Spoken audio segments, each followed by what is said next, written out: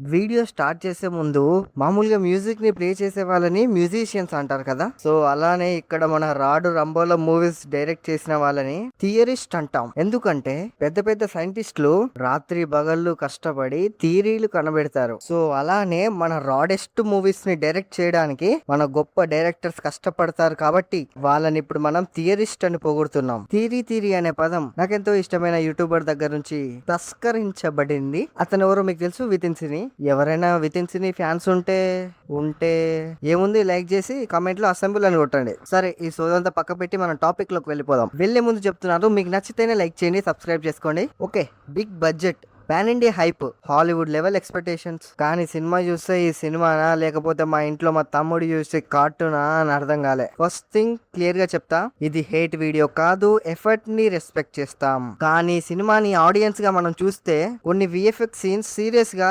Disappoint చేశాయి. అందులోని మొదటి కళాఖండమే Adipurush. Worst VFX of the శతాబ్దం ఎవరికంటే మన ఆదిపురుష్ డైరెక్టర్ కి ఇవ్వాల్సి వస్తుంది. ఈ ఆదిపురుష్ విఎఫ్ఎక్స్ ఇంటర్మీడియట్ గాజోడన్ మెథడ్ లో తయారు చేసినట్టున్నాడు. అందుకే పెద్ద థియరీ వచ్చింది. ఆయన పెద్ద థియరిస్టు. ఈ కళాఖండంలో థియరీలు చాలానే ఉన్నాయి. మన ప్రభాస్ అన్న ఆదిపురుష్ రాముడి గెటప్ లో కనిపిస్తున్నాడంటే ఒక లెవెల్లో ఊహించుకుందాం. కానీ క్యారెక్టర్ సిజిఐ ఫీల్, బ్యాక్గ్రౌండ్ మొత్తం ఆర్టిఫిషియల్, ఆ లంక సిజిఐ ఆడియన్స్ కే కాదు ఫ్యాన్స్ కూడా పెద్ద హార్ట్ అటాక్. మన నెక్స్ట్ మూవీ ఒక్కసారి బాలీవుడ్ లో అడుగు పెట్టేద్దాం. అదే షారుఖ్ ఖాన్ కళాఖండమైన Ravan. Concept height of time, కానీ సీన్స్ ఒక గేమ్ గ్రాఫిక్స్ లెక్క డిజైన్ చేశారు. చిన్న పొరని అడిగినా కూడా చెప్తాడు ఇది మా గేమ్, అది సినిమా కాదని.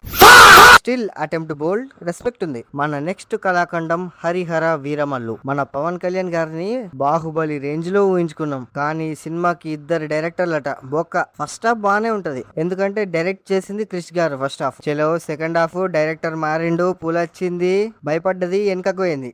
మరీ పులిని పిల్లిలాగా ఎట్లా చూపించారు బాబు. సరే, అదంటే ఓకే. ఆ గుర్రం స్వారీ, ఆ కొండలంటే ఓకే, సీచే చేయొచ్చు. మన హైదరాబాద్ లా గుర్రాలు కరువైనాయా? అంతెందుకు, మన రామ్ చరణ్ దగ్గరనే చాలా గుర్రాలు ఉంటాయి. అందులో ఒక్క గుర్రం అనేది తీసుకుంటా అయిపోదా?